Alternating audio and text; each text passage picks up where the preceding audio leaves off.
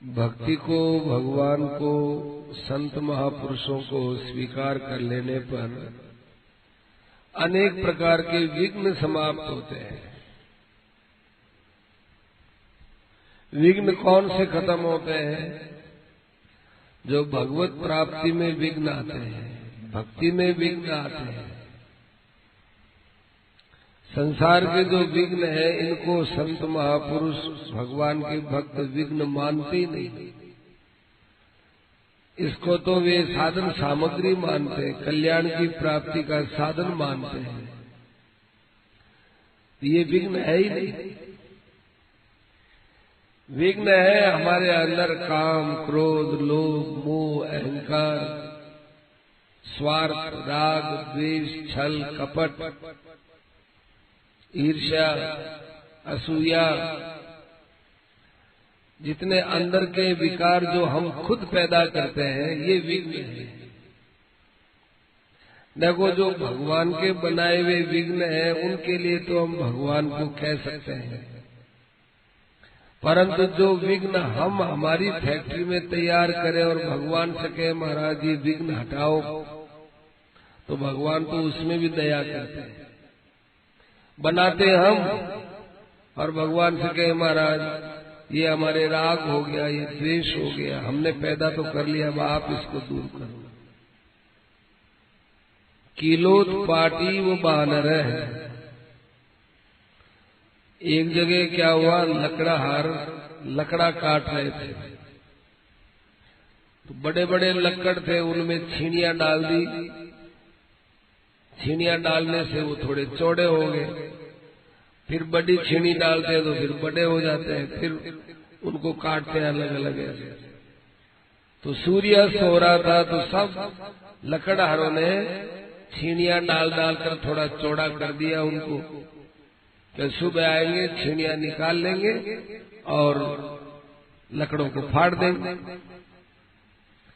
वो तो चले गए, इधर बंदर आए कूदते फांदते। बंदरों ने आकर के देखा ये क्या तमाशा है, यूं देखा। बंदर की आदत है, सचला नहीं रहता वो लकड़ों के ऊपर बैठ गए। जो छीनियां थी उन छीनियों को हिलाया तो छीनियां निकल गई। निकलने से उन बंदरों की पूंछ थी वो छेद में चली गई, वो पिचक गई। अब क्या क्या, अब पूंछ यूं खूब करे, वो लकड़ा पूरा का पूरा, उधर पूंछ में तकलीफ हुई। रात भर बेचारे मशक्कत करते रहे, कुछ नहीं हुआ। सुबह वो लकड़ा रहा है, अब देखे अब क्या करें, हम भी इनका क्या करें, पास हो जाए तो ये खा जाए। तब बंदरों का जिधर मुंह था उसके पीछे की तरफ में लकड़हारा लकड़ी को फाड़ने लगे और फिर उसको मुंह चौड़ा करके एक एक बंदर को निकाल दिया। तो जैसे बंदर अपनी हरकतों से स्वयं जानबूझकर उसमें फंस गया, लेकिन उसको उस फंसावट से दूर होने का कोई उपाय नहीं दिखा, ऐसे हम लोगों की दशा है। संसार में फंस तो गए जानबूझ करके, क्योंकि राग, द्वेष, हर्ष, शोक, काम, क्रोध, लोभ, अहंकार ये भगवान ने तो बनाए नहीं, ये हमने बनाए। भगवान की बनाई हुई सृष्टि होती तो भगवान पर जिम्मेवारी होती, भगवान पर जिम्मेदारी नहीं है। तब भी भगवान कहते हैं, तब भी कि तुम मेरी शरण में आ जाओ, तुम्हारे सारे विकार मैं दूर कर दूंगा। यह है भगवान के भजन में बाधा। नासत विघ्न अनेक। जो भगवान के भक्तों की लीलाएं पढ़ते हैं, जो भगवान हमको जैसे कोई झाला करके बुलाते हो, आ जाओ आ जाओ आ जाओ, जैसे माँ बच्चे को बुलाती है। अब एक माँ यदि वहां बैठी है, बच्चा यदि वहां है, तो माँ ही कहेगी आजा बेटा आजा, मैं यहाँ हूँ। ऐसे भक्त चरित्र के माध्यम से भगवान हमको अपने निकट बुलाते हैं। नाभाजी महाराज ने इसी भावना से कि भगवान की कृपा कैसे मिले कि भक्त का चरित्र लिख दो। बताया था ना कि राम जी की कृपा कैसे मिली तुलसीदास जी को कि पहले अयोध्या कांड लिखा, भरत जी का चरित्र लिखा तो खुश हो गए राम जी, बहुत खुश हो गए। तुलसीदास जी में भरत जैसी भक्ति आ गई, बड़ी विलक्षण भक्ति हुई। तब भक्ति प्रधान उन्होंने पूरा रामचरित्र लिखा। तुलसीदास जी जैसा रामचरित्र भक्ति से परिपूर्ण कोई दूसरा चरित्र नहीं है।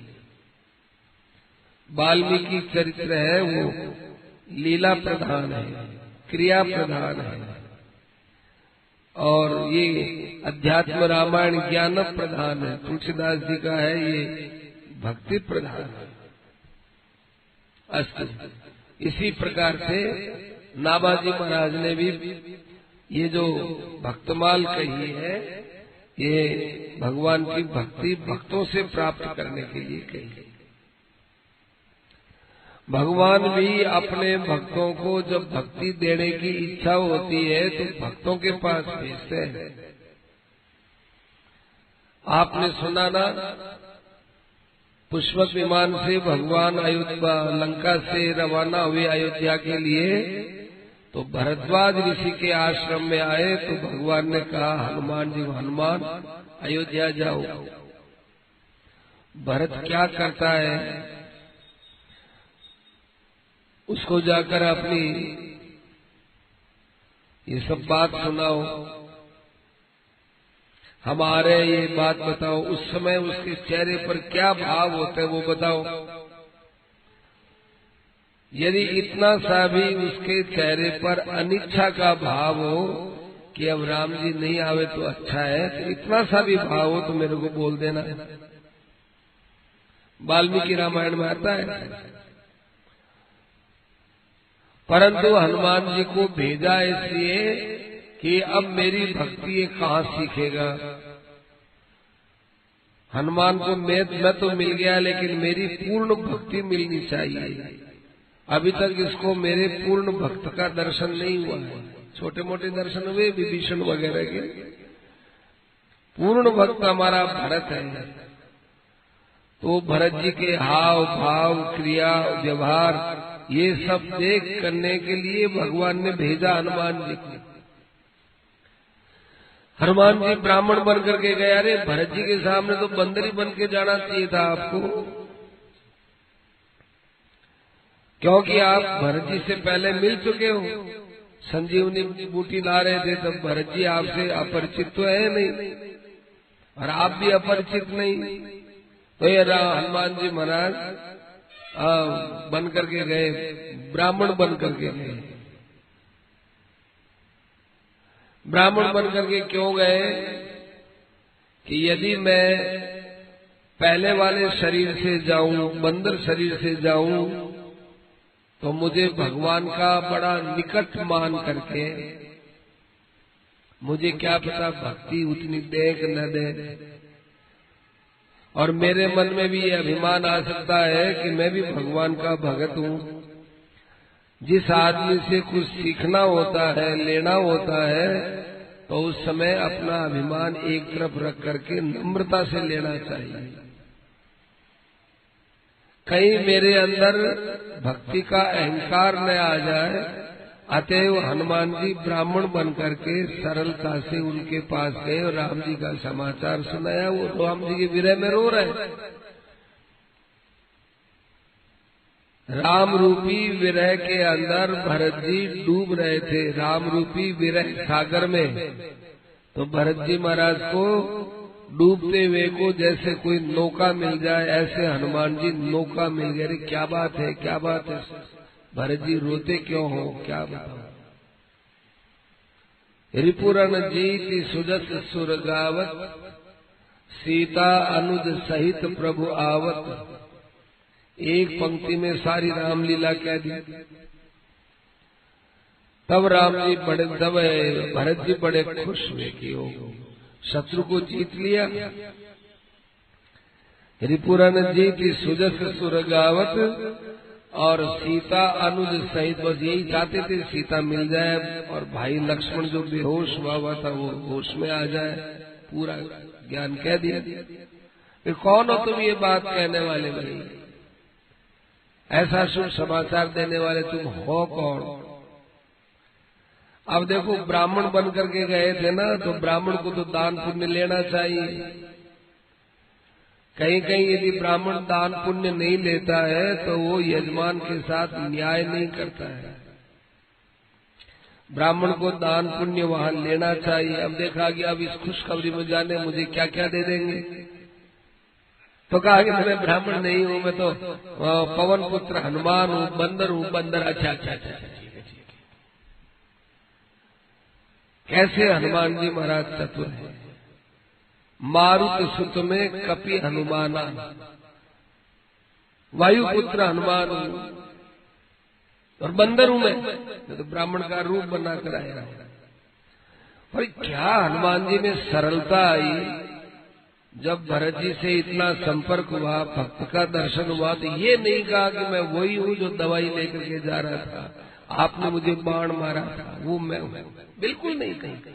मारुत सुत में कपि हनुमान। और आपको ये शुभ संदेश सुनाने के लिए आया है। अच्छा अच्छा, ठीक है, बैठ।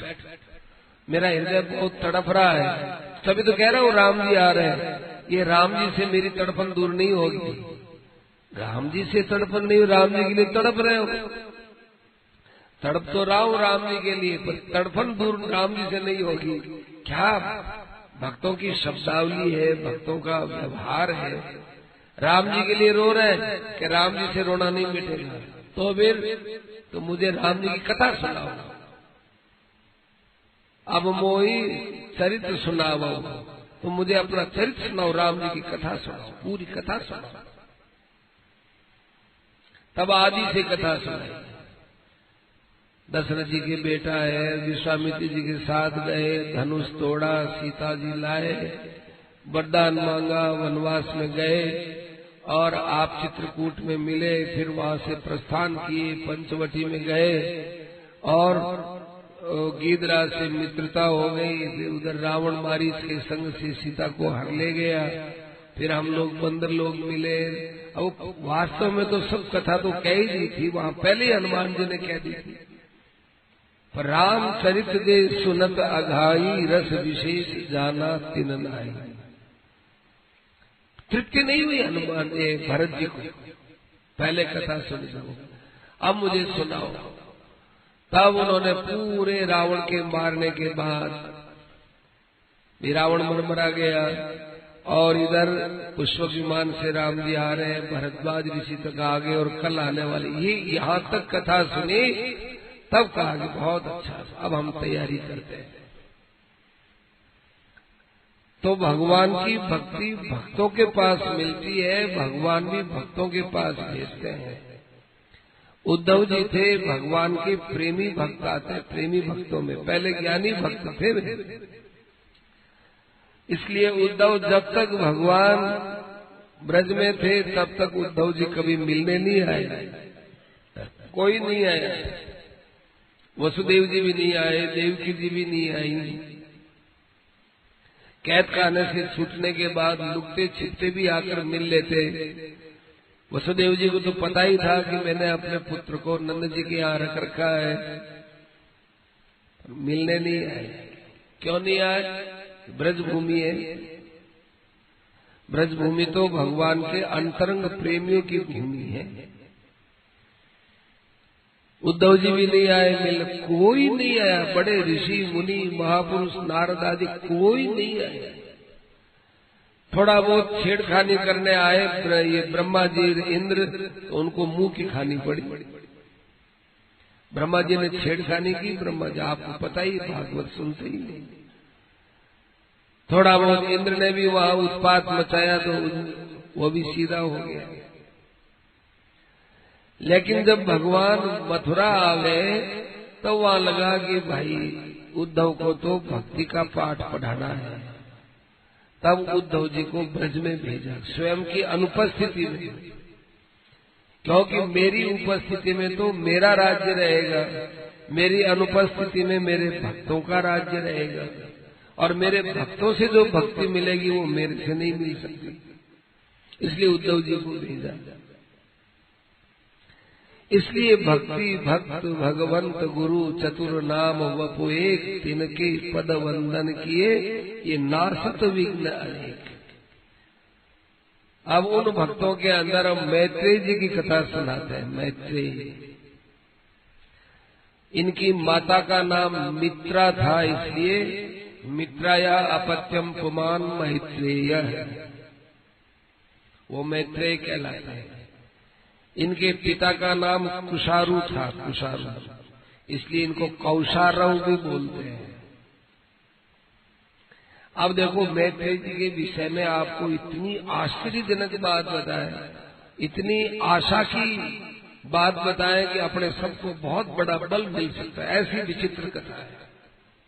ध्यान से सुनिए, ये ध्यान से सुनना चाहिए। तो एक शब्द तकिया कलाम हो गया, ध्यान से तो आप सुनते ही हैं। एक बार वेद व्यास जी महाराज किसी मार्ग से जा रहे थे, तो मार्ग के ऊपर एक कीड़ा था, कीड़ा, मकोड़ा। वो मकोड़ा बड़ा तेजी से यूं चल रहा था।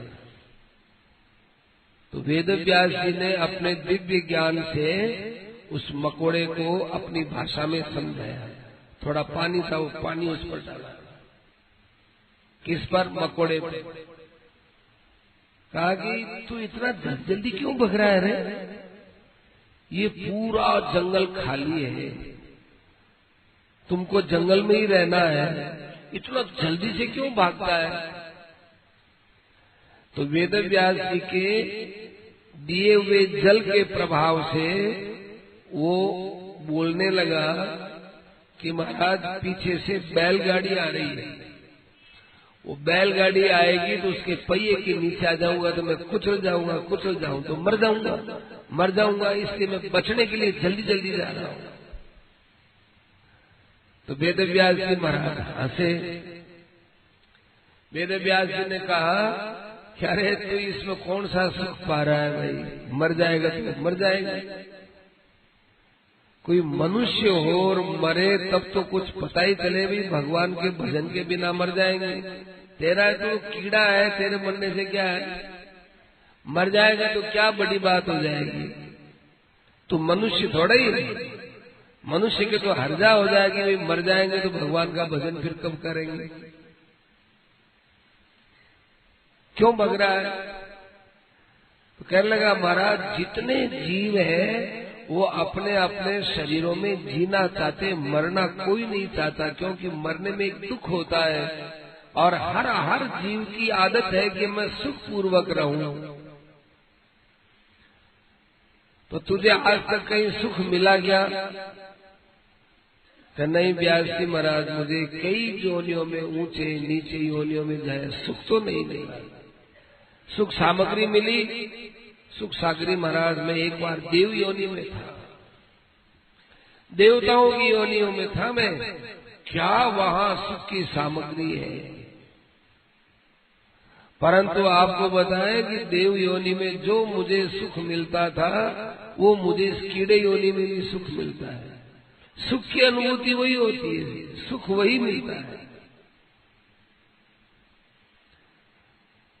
महाराज जी तो एक बात और बोलते थे, उनके बराबर के शब्दों का प्रयोग तो हम लोगों को करना नहीं चाहिए,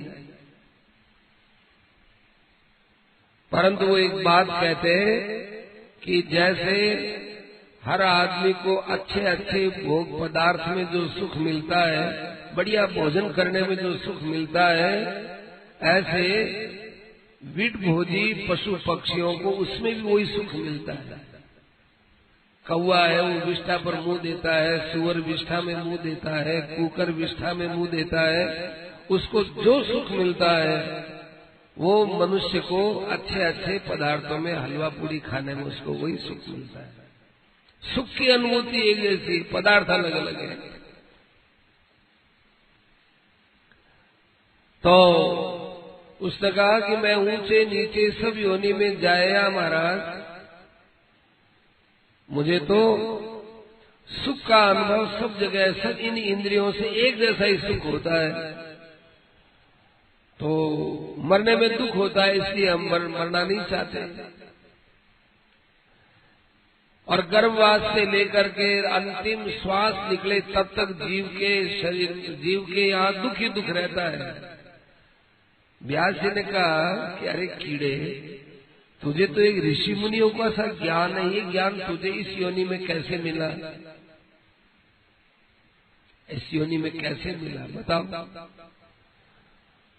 क्या महाराज, मैंने कई बार मानव शरीर प्राप्त किया, वेद विरुद्ध आचरण था मेरा, बड़ा भारी दुराचार, अनाचार, कदाचार, वेद विरुद्ध आचरण।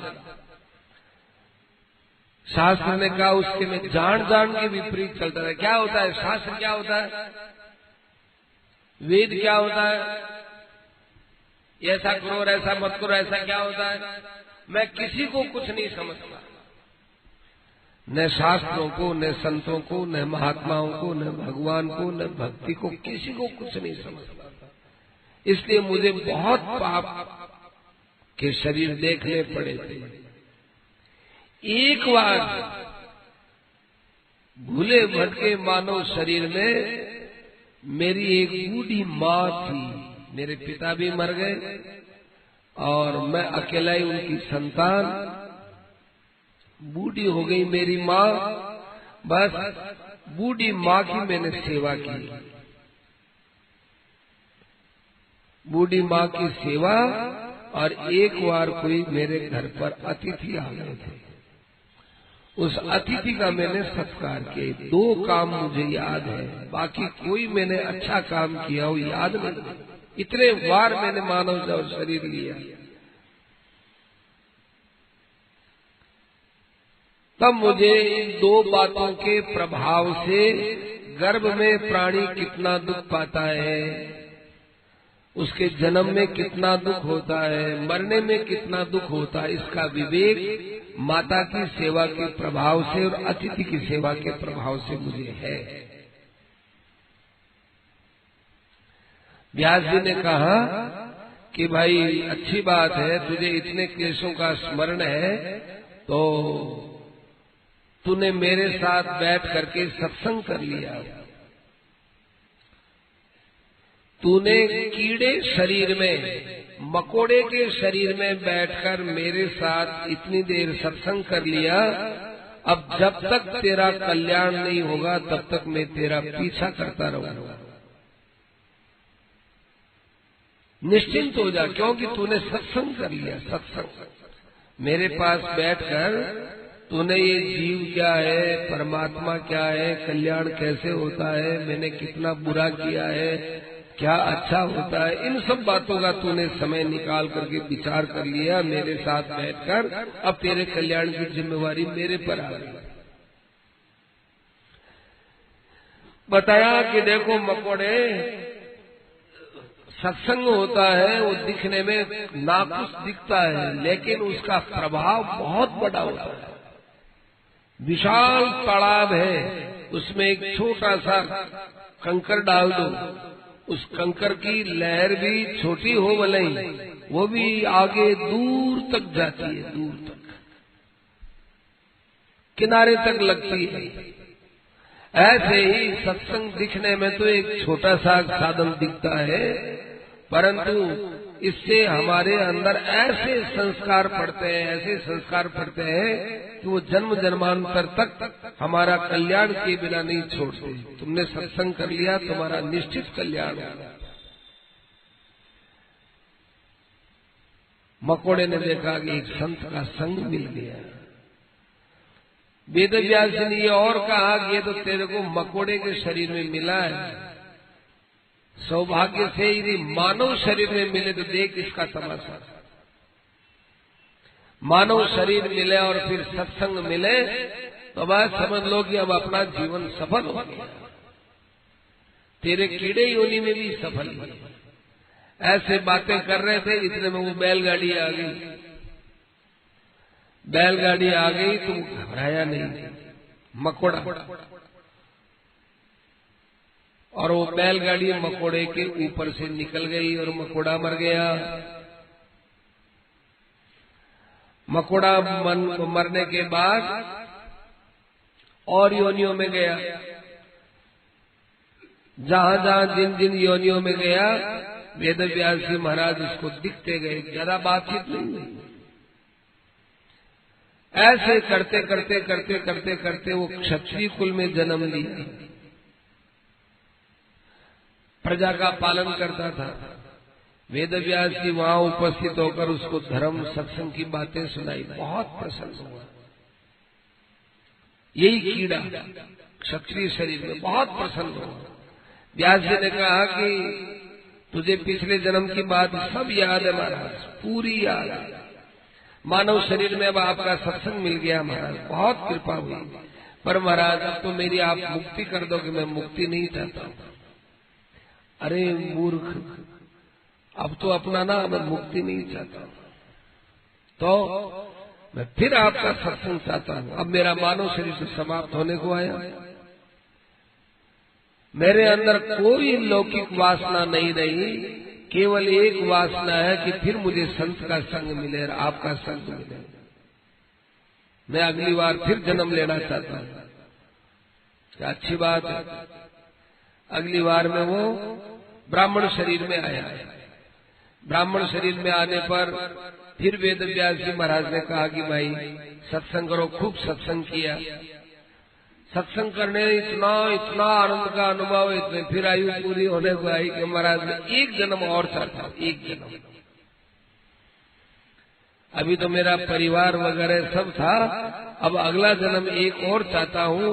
न तो परिवार की झंझट रहे न और कोई झंझट रहे, केवल सत्संग करता रहूं। व्यास जी ने कहा भाई जो एक बार सत्संग कर लेता है उसका कल्याण तो हो जाता है, पर तुम सत्संग के लिए ही दोबारा आना चाहते हो, तब तो भाई भगवान तुमको फिर जन्म देंगे। फिर वो ब्राह्मण आया और ब्राह्मण शरीर में ही आया। फिर बहुदक तीर्थ है, वहां पर जाकर के वेद व्यास जी ने उसको खूब ज्ञान दिया, खूब तृप्त हो गया। तृप्त हुआ तो वहां उसके अंदर भगवान का प्रेम पैदा हो गया।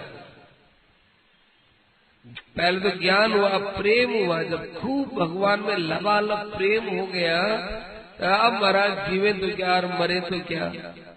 अब तो जहां भगवान के प्रेमी लोग रहते हैं उस लोक में आप भेज रहे हो, वहां तो हरदम भगवान के साथ हमारा सानिध्य रहेगा। तो ऐसे ये मैत्रेय जी महाराज थे। ये अंतिम जन्म इनका हुआ ना, वो मैत्रेय रूप में हुआ। इनका नाम मैत्रेय जी था। इन्होंने अपने गुरु पराशर ऋषि से भागवत सुनी थी। पराशर वेद व्यास जी महाराज के पिता। पराशर ऋषि से भागवत सुनी, तो भागवत में आप लोग सुनते ही हैं। एक बार की बात है कि पराशर ऋषि ने विचार किया कि मेरे पास ये भागवत सुनता तो है, परंतु इसके अंदर कुछ ज्ञान उतरा कि नहीं। लोग सुन तो लेते हैं कि साहब भागवत सुनने से कल्याण होता है, चलो पर सुन लो। सुनने की प्रधानता से सुनते हैं, परंतु जो बात सुनते हैं उसको जीवन में लाने के लिए बहुत कम लोग सुनते हैं। सुनने का महात्म्य होता है तो राजी हो जाते हैं, कहने वाला भी राजी, सुनने वाला भी राजी। पर एक बात है, आजकल के जमाने में सुनने वालों का कल्याण जल्दी होता है, सुनाने वाले का कल्याण जल्दी नहीं होगा। जो भागवत आदि ग्रंथ सुनाते हैं उनका कल्याण होना मुश्किल है। सुनने वालों का कल्याण तो आराम से होगा, जल्दी होगा और अच्छा होगा। क्यों? फिर इस चक्र में नहीं पड़ना, इसकी व्याख्या नहीं करनी, वो आप खुद ही समझ लीजिए। सुनाने वाले की अपेक्षा सुनने वाले का आज के जमाने में जल्दी कल्याण होता है, क्योंकि सुनने वाला निरहंकृत होकर सुनता है, कोई मन में अहंकार नहीं, सुनने में किस बात का अहंकार, सुनाने में तो अहंकार। उसकी बढ़ाई होती है, उसको उत्साहन मिलता है, उसको अनेक प्रकार के द्रव्य का लालच भी रहता है। लोभ है, लालच है, अहंकार है, ये मिटाने के लिए भागवत कथा कहनी चाहिए। और इसको कहने वाले इसको बढ़ाते हैं तो उनके कल्याण में तो संदेह है, सुनने वालों के कल्याण में कोई संदेह नहीं। अस्तु, तो पराशर ऋषि ने देखा कि शिष्य की थोड़ी परीक्षा लेनी चाहिए। देखो, लोग देखते हैं कि गुरुजी को पता नहीं चलता। शिष्य जो असली गुरु होते थे वो शिष्य बन करके और पढ़ाते थे। गुरु बन करके नहीं पढ़ाते हैं, शिष्य बन करके पढ़ाते हैं। कि शिष्य बनकर कैसे पढ़ाएंगे? कि शिष्य जितना समझता है, जिस स्तर का है, उस स्तर से वो बोलेंगे। तो शिष्य होकर के और उसको समझाएंगे तो वो बात समझ में आएगी, समझ में नहीं आएगी। तो पराशर ऋषि ने देखा कि इसकी परीक्षा लेनी चाहिए। तो पराशर ऋषि ने कहा, मैत्रेय, हाँ गुरुदेव, अरे भैया तुमने हमसे भागवत सीखी है ना, पढ़ी है ना, तो गुरु दक्षिणा तो चाहिए। हाँ महाराज, आज्ञा करो। तो सुवर्ण लेकर के आओ, सुवर्ण लेकर के आओ, सुवर्ण।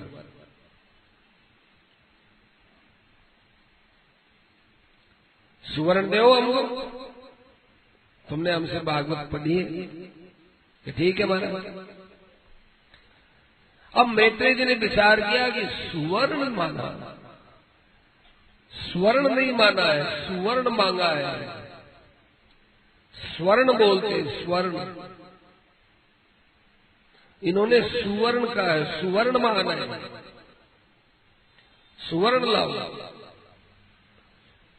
सु माने अच्छा, वर्ण माने रूप रंग, अच्छा से अच्छा रूप रंग लाओ। सोने में तो कलयुग है, तो भागवत में बताते हैं खुद ही। तो यहाँ सुवर्ण से क्या तात्पर्य है? सोने से तो नहीं हो सकता, अच्छा वर्ण लाओ। अब अच्छा वर्ण लाए तो अच्छा वर्ण किसका हो सकता है? सुंदर से सुंदर संसार में कौन हो सकता है? तब उनकी वृत्ति गई एकदम भागवत के 10वें स्कंद में भगवान कृष्ण के स्वरूप की।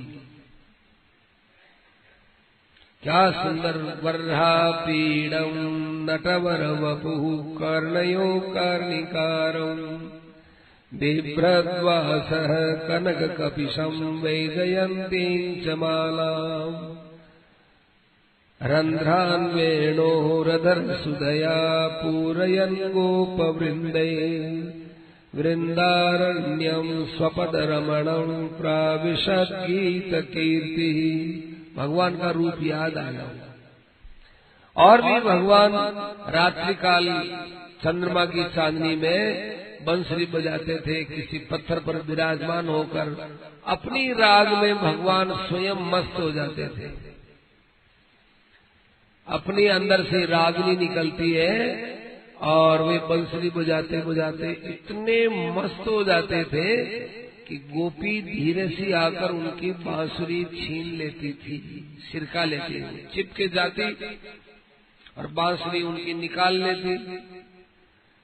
तो भी कृष्ण की अंगुलियां यूं ही होती रहती थी। वही कृष्ण की मस्ती, कोई बोध ही नहीं है कि मेरी बांसुरी कहाँ गई।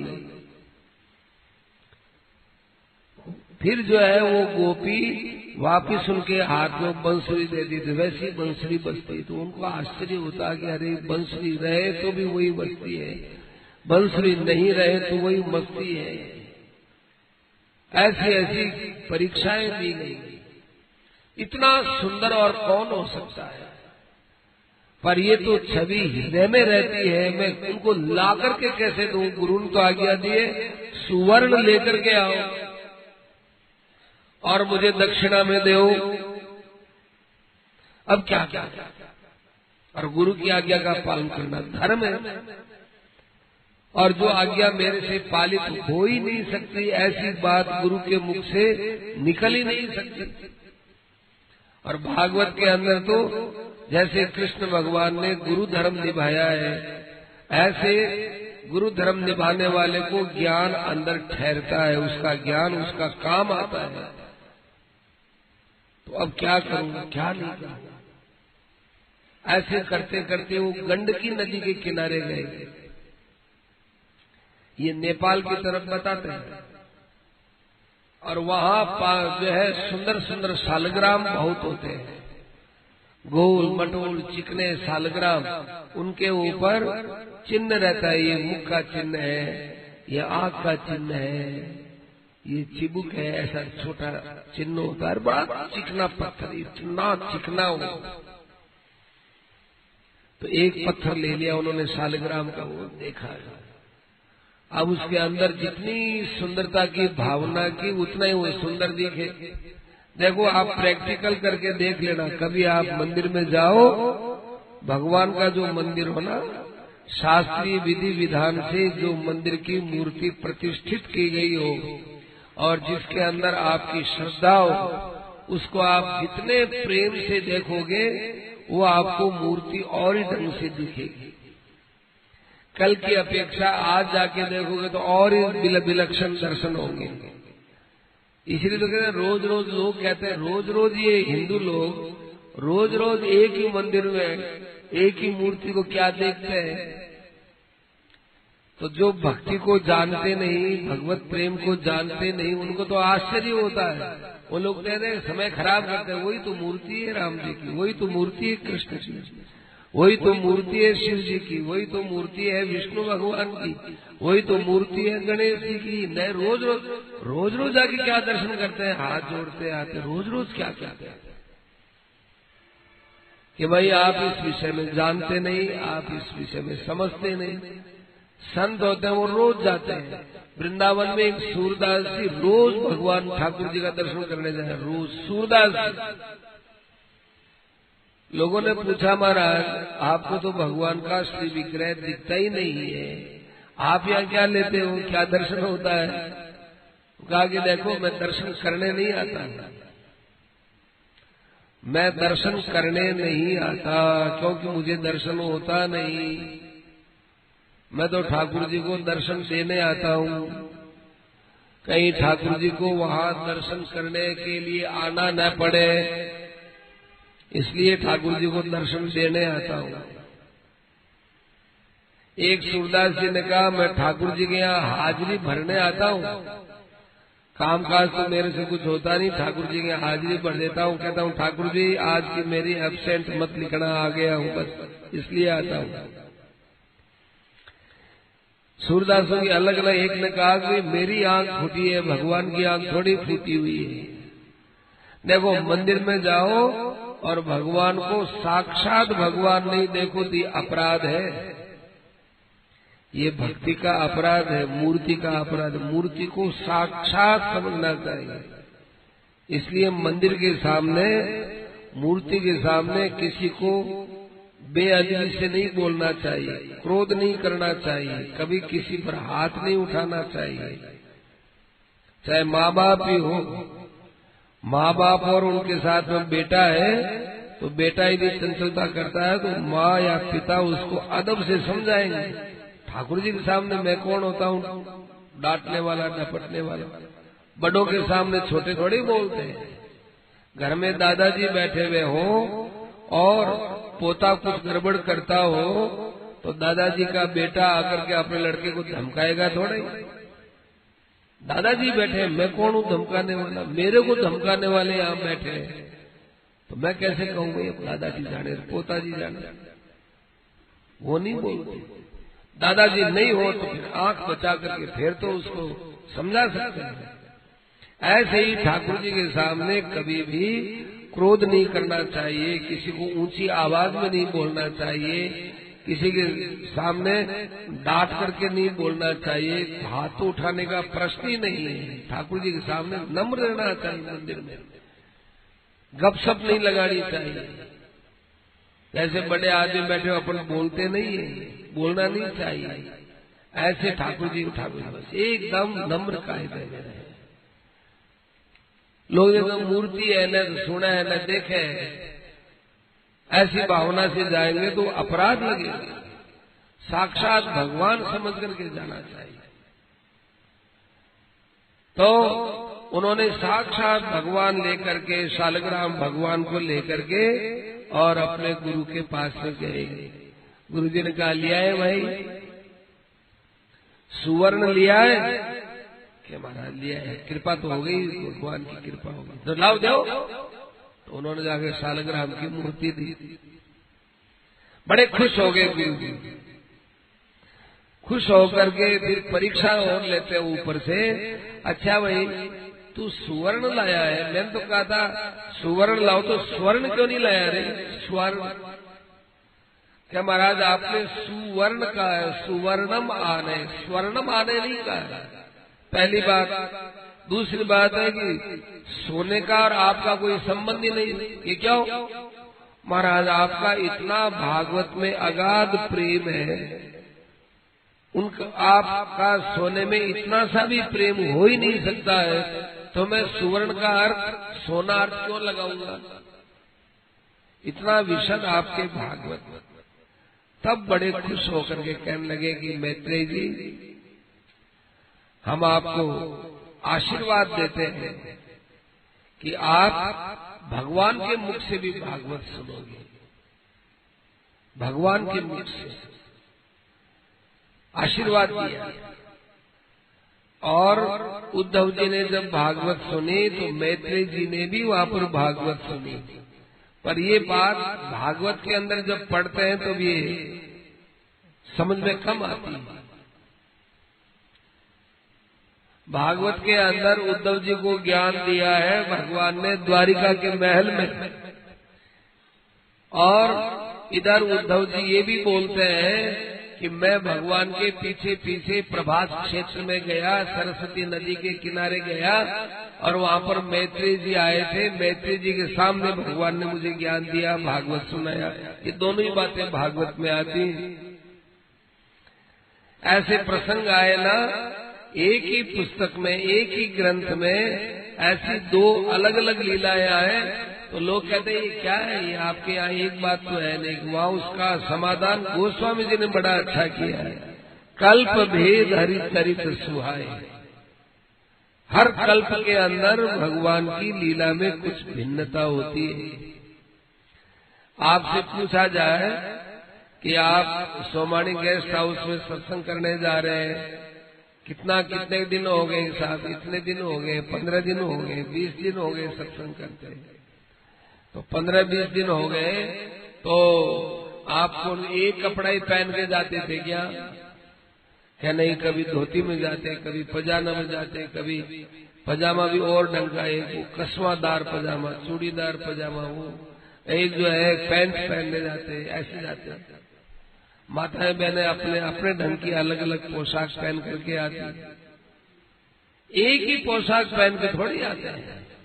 ऐसे ही भगवान हर द्वापर में लीला करते हैं, हर त्रेता में लीला करते हैं, हर सतयुग में अपने अपने ढंग की लीला करते हैं। कहीं कुछ भिन्नता आ जाती है तो वो कल्प भेद से भिन्नता मानी जानी चाहिए। एक कल्प में द्वारिका में उपदेश दिया, तो एक कल्प के अंदर मैत्रेय जी को और उद्धव जी को, दोनों को भगवान ने प्रभास क्षेत्र में भागवत सुनाई। ऐसे समाधान करना चाहिए। समाधान सही भी है। रोज आदमी मिलते हैं पर एक जैसी ड्रेस थोड़ी रखते हैं। आपस में सब मिलते हैं, बाजार जाते हैं, आते हैं, रोज सुबह नहाते हैं, रोज सुबह ड्रेस पहनते हैं। ऐसे हर त्रेता में राम का अवतार, हर द्वापर में कृष्ण का अवतार, हर सतयुग के अंदर नृसिंह भगवान का अवतार, ये सब अवतार होते ही रहते हैं। तो इस प्रकार से ये शालग्राम जी को लेकर के जब आए तो बड़े सुंदर वर्ण वाले भगवान का अर्थ समझ गए मैत्रेय जी, तो गुरु जी ने भरपूर आशीर्वाद दिया। विदुर जी महाराज ने मैत्रेय जी से यही पूछा था कि महाराज आपको ये ज्ञान कहाँ से मिला? कि मुझे ज्ञान मेरे गुरु जी से मिला और मुझे भगवान ने भी ज्ञान दिया। और ये भी कहा था कि देखो ये ज्ञान तुम विदुर जी को दे देना, उद्धव को नहीं कहा, मुझे कहा है। तो उद्धव जी को, विदुर जी को उद्धव जी भी मिले थे और मैत्रेय जी भी मिले थे। उद्धव जी ने भी यही कहा कि मैं विदुर जी आपको तो ज्ञान मैत्रेय जी देंगे, वही बोल सकता, मैं तो बोल नहीं सकता हूँ। आप दे तो ज्ञान देने में क्या है, मैं तो कह ही नहीं सकता, मैं वो ज्ञान कह नहीं सकता हूँ। क्यों? अब नहीं कह सकता, वाणी काम नहीं करती, बुद्धि काम नहीं करती। जब भगवान के प्रेम में ही मन बुद्धि इंद्रियां डूबी हुई है, अब कैसे तो कहें, क्या कहें। वो अपने अंदर का आनंद उसमें डूबे रहते हैं, वो उनके लिए फिर कहना सुनना एक आपत्ति होती है। जो उद्धव जी भगवान को ज्ञान देते थे, भगवान को समझाते, ऐसा नहीं ऐसा होना चाहिए, ऐसा नहीं ऐसा होना चाहिए, आप क्या ये गोपियां लगा रखी है, आप अद्वैत हो, आप वो हो, या आप। अब जब उद्धव जी का जब प्रसंग आएगा तब देखना, भगवान गोपियों के लिए तो रोएंगे और उद्धव जी भगवान को देखकर तमाशा करेंगे, क्या है अनंत कोटि ब्रह्मांड नायक परात्पर पर ब्रह्म परमेश्वर सर्व स्वरूप होकर आपसे कौन मिलता है और कौन आपसे अलग होता है, कहाँ आप में हंसना है, कहाँ आप में रोना है। ऐसे करते हुए भगवान और रोते हैं, तेरे वचनों से मेरे छाती में तकलीफ होती है, तू मेरे प्रेमियों के प्रेमी नहीं जानता है कि क्या होता है प्रेम, प्रेम तो अपने स्वरूप में ही होता है। ऐसे उद्धव जी खूब बात काटते हैं, फिर भगवान का मेरे से माथा पच्ची होती नहीं, तू जाए ब्रज में जाए। ब्रज में जाकर आते हैं, उनका देखते हैं, तब अरे भगवान की बात में कितनी सत्यता है, कितनी वास्तविकता है। ये फिर एक चित्रकेतु भगत का भी नाम लेते हैं। चित्रकेतु की कथा तो प्राय सभी भागवत सुनने वाले जानते हैं। चित्रकेतु था, इसके 1 करोड़ रानियां थी, कोई संतान थी नहीं। फिर अंगिरा ऋषि के प्रताप से उनके एक संतान हुआ और उस संतान को जहर दे दिया सौतों ने, जहर से वो मर गया। फिर राजा रानी सब रोए, नारद जी आए, पानी छिड़कार वो जीवित हो गया। नारद जी ने कहा, तेरे माँ बाप रो रहे हैं, उधर देख, तू मेरी तरफ क्या देता। कौन माँ बाप, किसके माँ बाप, कब के माँ बाप, क्यों माँ बाप, एक जन्म इनको दे दिया, बस ठीक है, इनका बेटा हो गया, इनका कोई ऋण था चुक गया। हम तो ऋण चुकाते हैं बैठे इधर उधर, कोई बाप बनता है, कोई बेटा बनता है, कोई माँ बनती है, ये सब कर्मों का ऋण है और कुछ नहीं।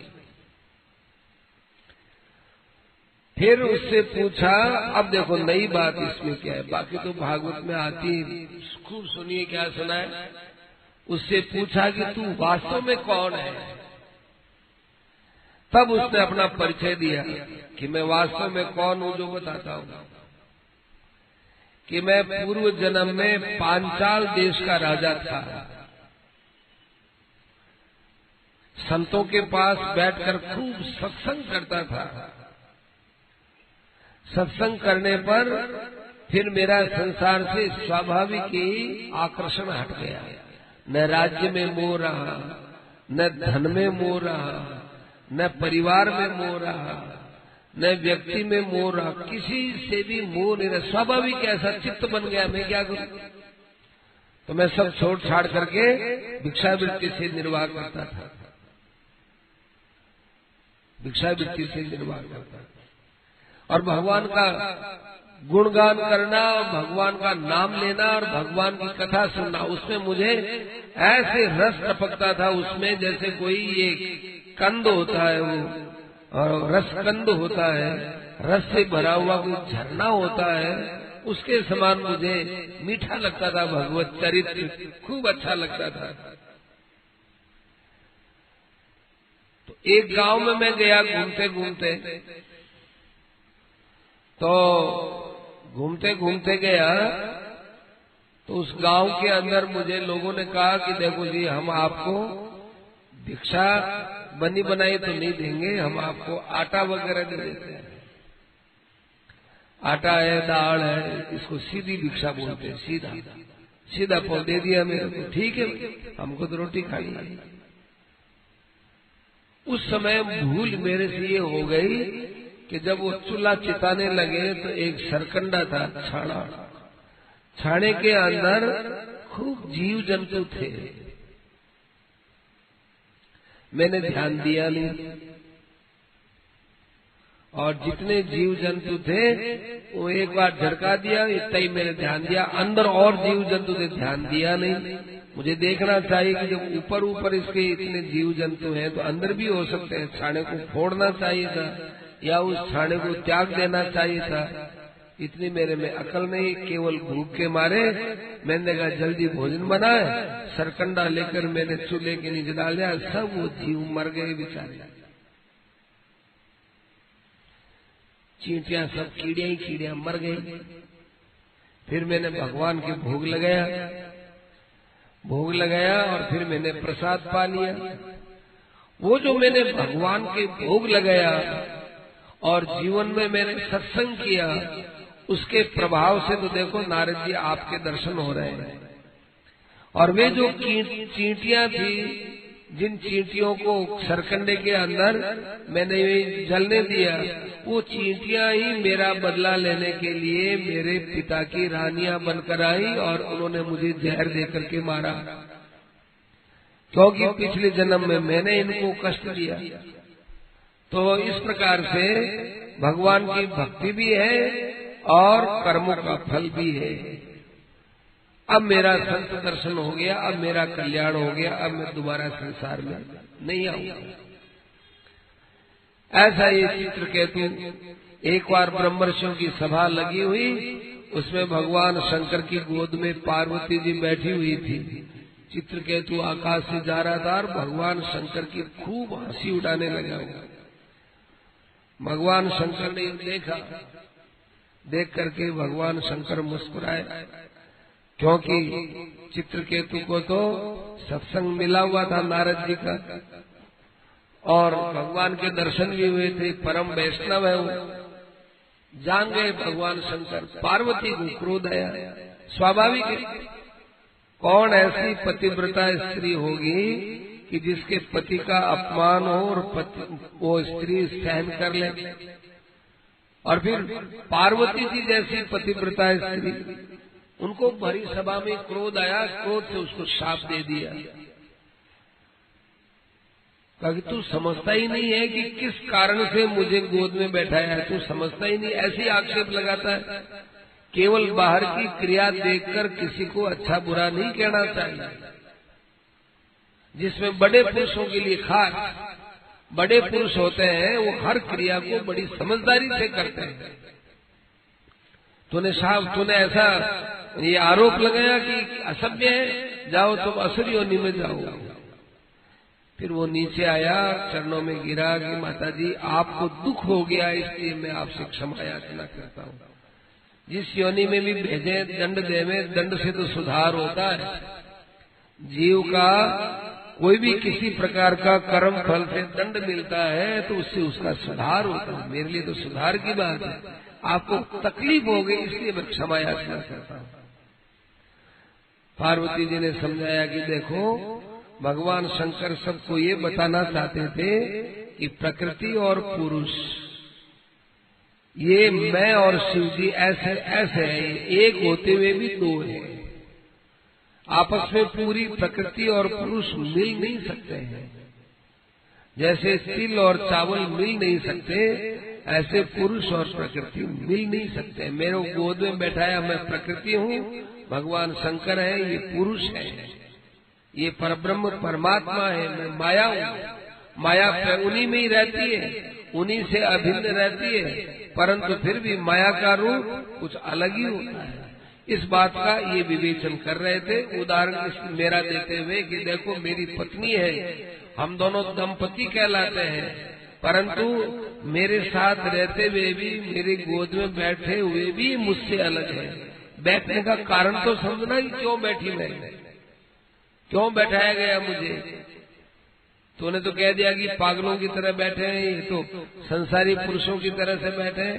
इतने बड़ी सभा के अंदर तुमने जो हमारा अपमान किया था, शंकर जी का अपमान किया, इस कारण से हमने तुमको शाप दे दिया था। कहा कि नहीं, बड़ा अच्छा किया। उन्हीं की कृपा से उस चित्रकेतु के अंदर फिर नारद जी की सत्संग वगैरह सबका बड़ा अच्छा असर पड़ा। तो वृत्रासुर बना तो उसने भगवान की भक्ति मानी। अजात पक्षा इव मातरंग खगा। इसलिए सज्जनों, हमारे संत महापुरुषों ने भगवान की भक्ति को किसी भी जूनी के अंदर उसको गिरते पड़ते नष्ट होते दुख पाते नहीं देखा। इसलिए भगवान की भक्ति मानव शरीर में बड़ी दुर्लभ है। भक्ति का मार्ग अपनाकर सहजी कल्याण कर लेना चाहिए। बोलो राम राम राम सीता राम राम राम राम राम राम सीता राम राम राम राम राम राम सीता राम राम राम राम राम राम सीता राम राम राम राम राम राम सीता राम राम राम राम मेरे राम राम। बोलो राम राम राम सीता राम राम राम राम